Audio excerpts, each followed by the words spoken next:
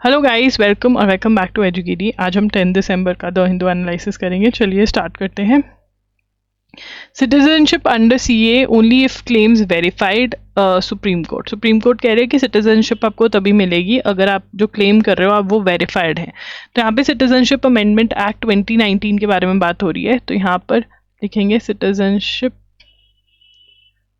Under citizenship amendment act 2019 only if claims verified। अगर जो claims हैं वो वेरीफाइड हैं, ठीक है ना, क्लेम्स आर वेरीफाइड, ठीक है ना, कि वो कह रहे हैं कि हाँ सिटीजनशिप अमेंडमेंट एक्ट 2019 में क्या हुआ था कि ये कहा गया था कि प्रोसिक्यूशन फेस कर रहे हैं, ठीक है ना। यहाँ पे क्या कहा गया था, ठीक है ना, कन्फर्मेंट लिखेंगे, conferment of citizenship of Indian citizenship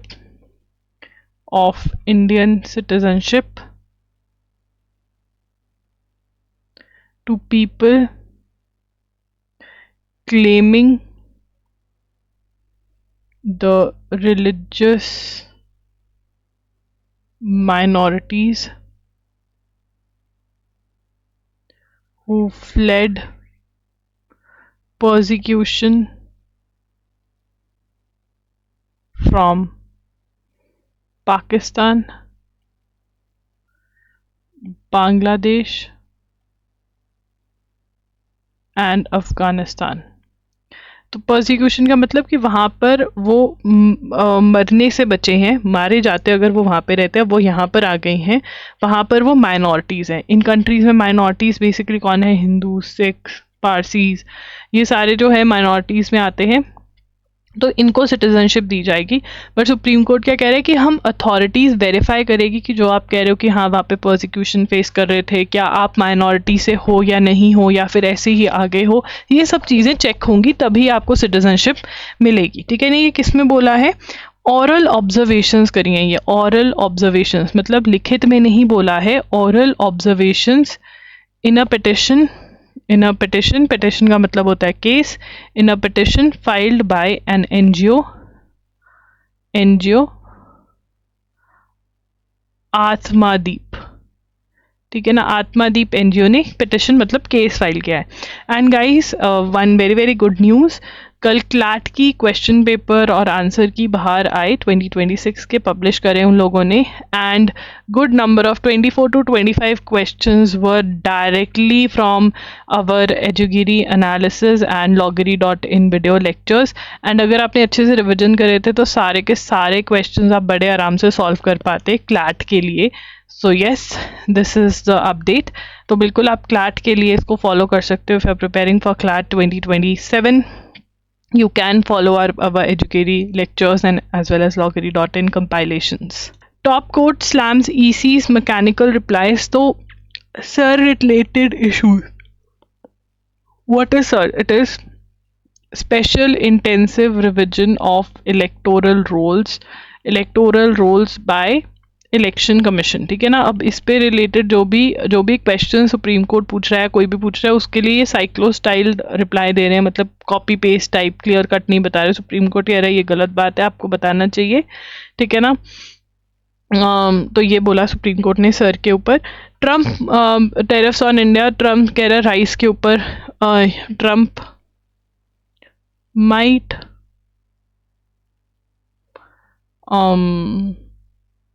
has hinted might impose tariffs on rice 3%। But यहाँ पे ये कह रहे हैं कि इससे हम इतना हमारा इतना वो नहीं है। US is a major import नहीं, ये हम ऐसे लिखेंगे जैसे इन्होंने लिखा है, India is a major import source for USA, मतलब वो हमसे सोर्स करता है चावल। तो इनके यहाँ भी चावल खाते हैं, ठीक है ना, चावल नहीं मिलेंगे देखो इनके लोग। ट्रम्प भैया हट नहीं रहे पंगे लेने से। India block, this is very very important.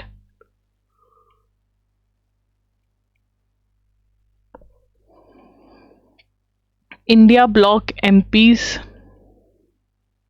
move motion to impeach high court जजेस। ठीक है ना। इंडिया ब्लॉक एमपीज जो हैं, इंडिया ब्लॉक एमपीज कौन है? Congress and others. ठीक है ना। तो उनके मेंबर ऑफ पार्लियामेंट ने मोशन ऑफ इम्पीचमेंट, इम्पीचमेंट मतलब क्या होता है? रिमूवल, की हाई कोर्ट को जज को रिमूव किया जाए।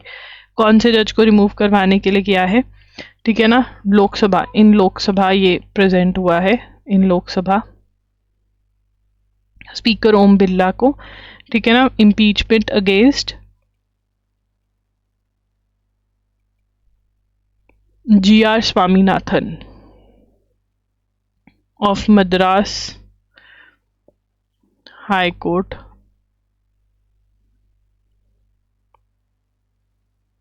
मदुरई बेंच। ठीक है। द अक्यूज्ड द जज of deciding cases based on political ideology. ठीक है ना। पॉलिटिकल आइडियोलॉजी पे तो इसका रिमूवल कह रहे हैं under article 217 read with article 124।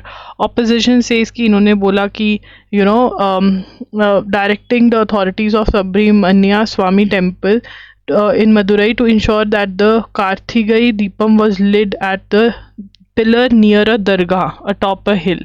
तो दरगाह के पास में इन्होंने दीपक लगवा दिया। तो ये कह रहे हैं गलत है, पॉलिटिकल आइडियोलॉजीज इनकी गलत है, ये नोट करना ज़रूरी है। ठीक है ना। This is a very very important question. The name of the जज is very important, GR Swaminathan. Tamil Nadu named as best state promoting sports development at CII Sports Business Awards। ये द हिंदू नहीं ना करवाया हूँ, द हिंदू ऐसे ही करवाता रहता है। स्टेट्स को प्रमोट कर रही, स्पोर्ट्स को प्रमोट कर रही है Tamil Nadu. Zelensky formally refuses to cede any, वो कहता है मैं नहीं रशिया को टेरिटरी दूंगा। तो अगर हम यूक्रेन रशिया का जो सीज फायर अग्रीमेंट की बातें हो रही हैं, पॉइंट्स पढ़े तो उसके अंदर रशिया को बहुत बहुत टेरिटरी मिल रही है यूक्रेन की। तो जेलेंस्की जो यूक्रेन का प्रेसिडेंट है वो कहता है हम कुछ भी नहीं देने वाले हैं, ये अगेंस्ट द कॉन्स्टिट्यूशन है, अगेंस्ट इंटरनेशनल लॉ है। ठीक है ना। अब इसको सपोर्ट कौन कर रहा है? यूएसए तो कह रहा है कि भैया तू लड़ना बंद कर दे, हम तेरे को पैसा नहीं देंगे। यूरोपियन यूनियन, यूरोपियन कंट्रीज कह रहे हैं कि नहीं नहीं लड़ो, तुम लड़ना बंद मत करो, हम तुम्हारे साथ है, वीर तुम बढ़े चलो। ठीक है ना। तो ये स्टोरी है। Cambodia vows fierce fight as Thailand crisis worsens. तो कंबोडिया हमें याद रखना है, कंबोडिया और थाईलैंड के बीच में टेरिटोरियल डिस्प्यूट है। कौन से डिस्प्यूट है? टेरिटोरियल, बॉर्डर, ठीक है ना, डिस्प्यूट है। इसका यूएसए ने सीज फायर करवाया था बट हुआ नहीं। लॉल, ट्रम्प भैया कुछ ना कुछ करते रहते हैं बट आगे का पीछे का साफ करते हैं, फिर आगे और गंदा हो जाता है, ऐसे ही करते रह रहे हैं ट्रम्प भैया। ठीक है। जेलेंस्की दोबारा आ गया। IMF okay $1.2 billion for Pakistan from bail out. International Monetary Fund approved the release of $1.2 billion to Pakistan economic bailout के लिए, गरीब कहीं के। International monetary fund approved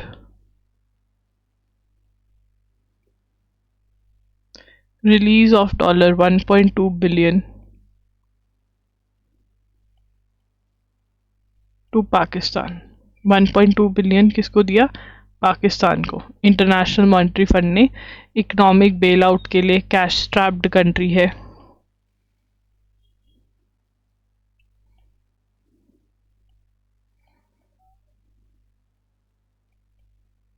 worst economic crisis से गुजर रही है।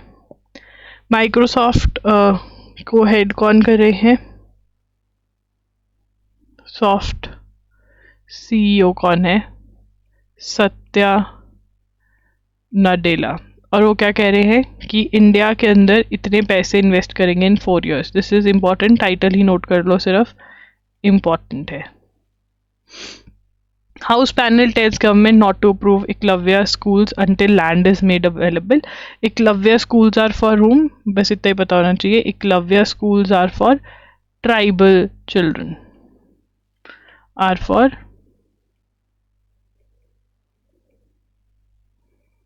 tribal children. Eklavya schools are for tribal children. CPG urges PM to address a matter of jailed journalist. International Human Rights Day है 10 December को. The Committee to Protect Journalists has written to Prime Minister Narendra Modi seeking to draw his attention to the matter of journalists imprisoned in India. ये पूरा का पूरा आप note करोगे कि journalist जो है वो इम्प्रिजन है। ऐसे राइटिंग वाले उन प्रिजनर्स का नाम जो जर्नलिस्ट है और प्रिजन में है उनके बारे में थोड़ा पढ़ लेंगे। Ensure free content assess for LLM से इज वर्किंग पेपर। तो यहाँ पर government working paper now ensure, now यहाँ पे लिखेंगे committee formed by Department for Promotion of Industry and Internal Trade suggested that AI large language models, that is LLMs, such as ChatGPT जो है, इनको क्या करना चाहिए, यहाँ से नोट करोगे available and have access to content freely available. और उसमें से मतलब ये क्या करेंगे, कुछ पे कर देंगे। Instead of copyright society should be made. और जो भी लोग इस चीज़ में लिख रहे हैं, ऑनलाइन फ्री में कंटेंट लिखते हैं या कुछ भी करते हैं, उनको कुछ पैसे दिए जाएंगे, जैसे रेडियो वाले देते हैं जब वो गाना बजाते हैं किसी का। तो अब इसके ऊपर कमेंट्स मांग रहे हैं, this is very very important. ठीक है। SC asks center to give nationwide data on missing children. Supreme Court directed center to give nationwide data on missing children. और इन्होंने क्या कहा है, मिनिस्ट्री ऑफ होम अफेयर्स को कहा है कि एक nodal officer, dedicated officer appoint a, supreme court ने क्या कहा है, appoint a dedicated officer in union home ministry to ensure effective coordination with states and UTs। ठीक है ना, क्या बोला, एक डेडिकेटेड ऑफिसर अपॉइंट करो, होम मिनिस्ट्री को कहा, जो कोऑर्डिनेट करे, मिसिंग चिल्ड्रन का डाटा इकट्ठा करे। और ये डाटा कहाँ पे अपलोड होगा, data to be uploaded on mission Vatsalya portal. ठीक है ना, जो मिसिंग बच्चे हैं, ठीक है ना, और जो ऑफिसर अपॉइंट करेंगे होम मिनिस्ट्री, उसका भी इस पे ही अपलोड होना चाहिए। तो बच्चे बहुत मिसिंग जा रहे हैं, उसके लिए SIR of poll rolls is not new, several have taken place since 1952। Law minister बोल रहे हैं, तो लॉ मिनिस्टर कह रहे हैं कि मल्टीपल टाइम्स सर हो चुका है 1952 से। ठीक है ना, ये पहली बार नहीं है जो हो रहा है। ठीक है ना, और इलेक्शन कमीशन की ड्यूटी है कि वो इलेक्टोरल रोल्स को मेक श्योर करे कि वो अपडेटेड है, और वो अपडेट कर रहे हैं। ठीक है, तो आओ इनको पढ़ लेते हैं, रीडिंग कर लेते हैं।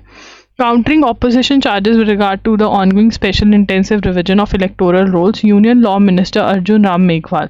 You should know who is the union law minister.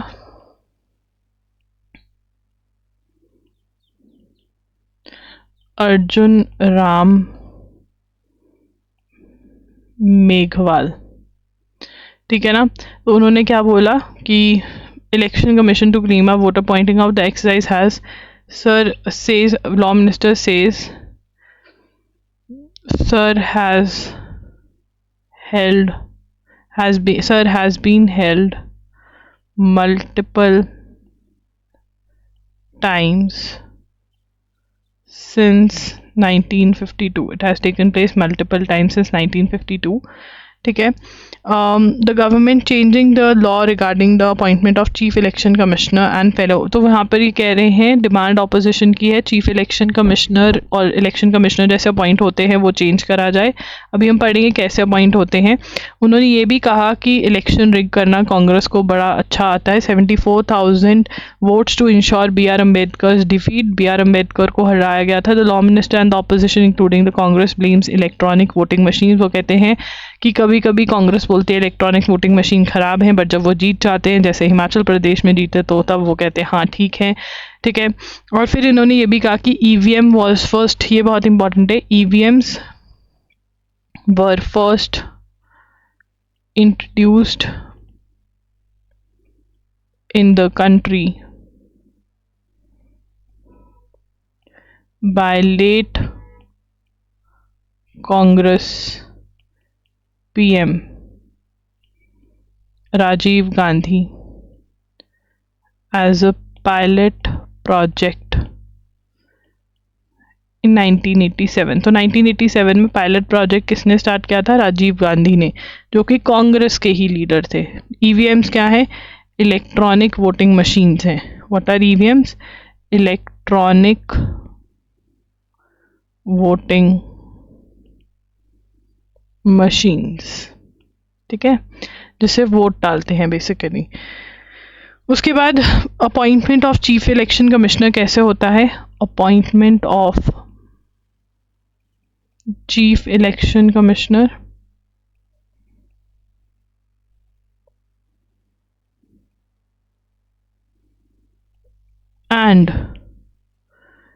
and election commissioners। So chief election commissioners and election commissioners कैसे अपॉइंट होते हैं? So they are appointed through a group, a panel। Panel में कौन कौन होता है? Election commissioner. The panel to select the chief election to election commissioner should comprise of, panel में होना चाहिए prime minister, leader of opposition in Lok Sabha,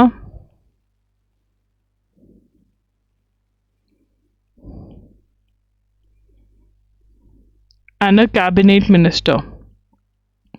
अब supreme court ने भी कहा था, अपॉइंटमेंट पे एक जजमेंट आई थी, वो उसमें कैबिनेट मिनिस्टर की जगह चीफ जस्टिस ऑफ इंडिया थे, जो सुप्रीम कोर्ट ने कहा था। बट ये लॉ ले आए जिसके अंदर कैबिनेट मिनिस्टर है, मतलब किसी चलेगी, रूलिंग पार्टी का ही कैबिनेट मिनिस्टर होगा, रूलिंग पार्टी का ही पीएम होगा, तो वो ही अपॉइंट करेंगे। तो सीबीआई ने रिलायंस के अगेंस्ट केस कर लिया है, has registered case against Reliance against जय अनमोल अंबानी, अनिल अंबानी सन। तो ये नोट कर लेंगे आप, जो मार्क किया मैंने। This is very very important.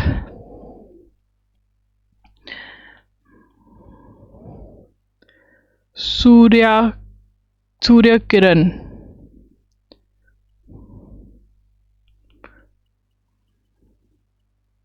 ठीक है ना। This was an exercise between India and Nepal.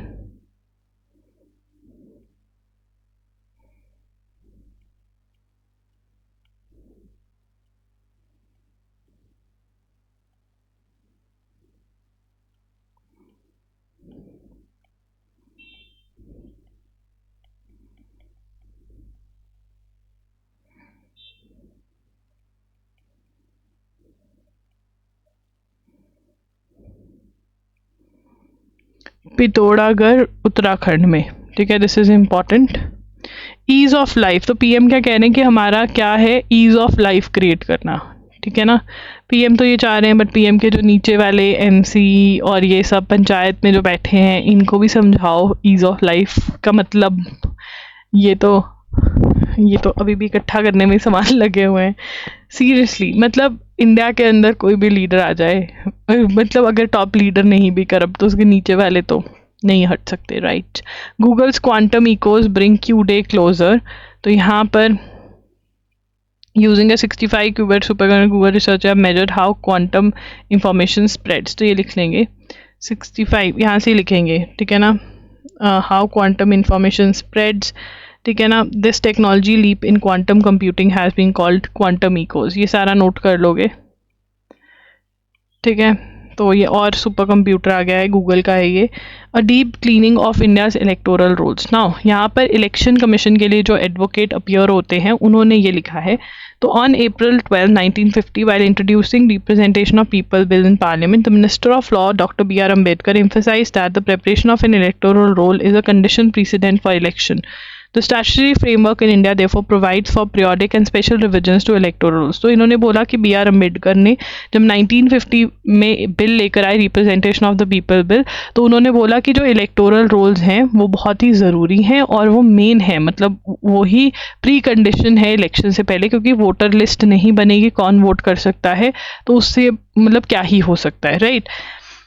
Nevertheless, there have been concerns about the decision of Election Commission of India to revise the electoral rolls in some states by carrying out special intensive revision. The question that arises is whether the ECI's endeavor is ultimately directed at reinforcing or undermining public trust. तो अब यहाँ पर ये कह रहे हैं कि there are two modes of updating, कि आप इंटेंसिव रिविजन करो और या फिर आप समरी रिविजन करो. इंटेंसिव रिविजन अभी हो रही है. The last major intensive revision जो हुई थी वो 2002-2003 में हुई थी. In recent decades ECI has relied on special summary revisions under which claims and objections are invited on draft roll. In the meantime, rapid migration, expanding urban centers, higher residential mobility have left electoral rolls riddled with duplicates, outdated entries and inaccuracies. So वो कह रहे हैं कि बहुत इतने ही period में बहुत migration हो गई है और लोग भी अर्बन एरियाज में ज़्यादा सेटल हो गए हैं, तो जो इलेक्टोरल रोल्स हैं वो बहुत ही ज़्यादा उसमें डुप्लीकेशन हो गई है, इनएक्यूरेसी हो गए हैं. Therefore SIR 25 was the need of the hour. ठीक है, तो अब यहाँ पर जो एस्से वाले हैं वो ये सारा नोट करेंगे. This is very very important for essay writing. Please note it down. यहाँ से नोट करेंगे द लास्ट से लेकर यहाँ तक, ठीक है ना, एस्से वाले. The challenge proceeds on the basis that insistence on fresh enumeration and documents from existing registered electors is contrary to the constitutional right of universal franchise and will result in mass deletion of voters from the rolls. Notably, however, the authority to undertake such an exercise flows directly from the constitutional scheme. तो constitution ने ही ECI को, election commission of India को, ensure ECI endeavor to ensure that only eligible citizens vote as emphasized in Article 326 of the Indian Constitution. Now this is again very very important. This everybody needs to note, even the MCQ वाला बच्चा and the essay, कि eligible citizens ही vote कर सकें, ये election commission की duty है. The criticism leveled at CERT 2025 ignores the inherent difficulties in screening citizenship, which is fundamental basis for vote eligibility. तो यहाँ पे जैसे हमने कल पढ़ा था कि इलेक्शन कमीशन नहीं कर सकता है, सिटीजनशिप नहीं देख सकता है, बट सिटीजन ही वोट कर सकते हैं, तो कहीं ना कहीं इट हैज़ द पावर. ठीक है ना. तो यहाँ पर डोर टू डोर ECI क्या कर रहा है, door to door physical verification कर रहा है और डॉक्यूमेंट्स जो एक्सेप्ट हो रहे हैं, 2003 में सिर्फ 4 डॉक्यूमेंट्स के बेसिस पे प्रूव हो रहा था, अभी जो है बहुत सारे डॉक्यूमेंट्स हैं और आधार भी 11 डॉक्यूमेंट्स के बेसिस पे आप प्रूव कर सकते हो और आधार भी डाल दिया गया है. बूथ लेवल ऑफिसर्स ऐसे वाले ये सारा लिखेंगे अगेन. उसके बाद the SIR process marks a notable shift. Technological accessibility digitisation भी हो रही है, ऐसा नहीं है, राजस्थान में सारा डिजिटाइज हो गया है. और वो ये भी कह रहे हैं कि अगर हम बिहार में देखें तो इतने ज़्यादा क्लेम्स भी नहीं आए हैं कि हमारा नाम डिलीट हो गया, तो इसका मतलब जो हो रहा है वो ठीक हो रहा है. Timed between Human Rights Day and Universal Health Coverage Day. Now these days are very very important. You need to note this. क्या हो रहा है, the national convention on health rights हो रहा है. This is taking place in Delhi. ये note करेंगे जो मैंने मार्क किया है. That's it. No, there is more news. आज बहुत न्यूज़ है. वंदे मातरम के बारे में बात हुई, वंदे मातरम के बारे में दोबारा बात करेंगे.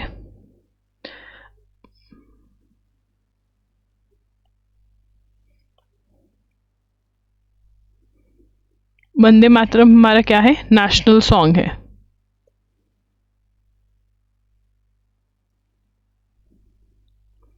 ठीक है ना. Was written by Bankim Chandra Chattopadhyay.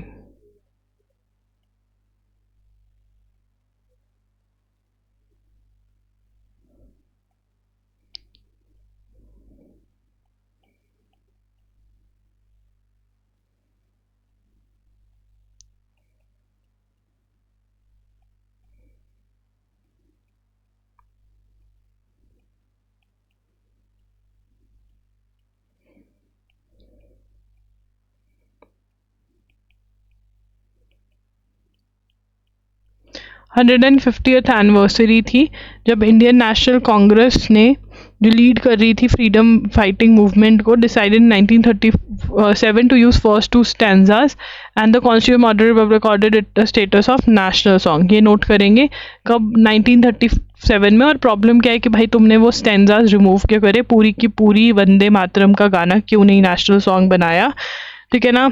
इल्ज़ाम ये है कि इनको मुस्लिम लीग वालों ने बोला था और उसी से डिवीजन का जो इन्होंने प्रॉब्लम है वो भी इसी वजह से कहीं ना कहीं अराइज हुआ, ठीक है।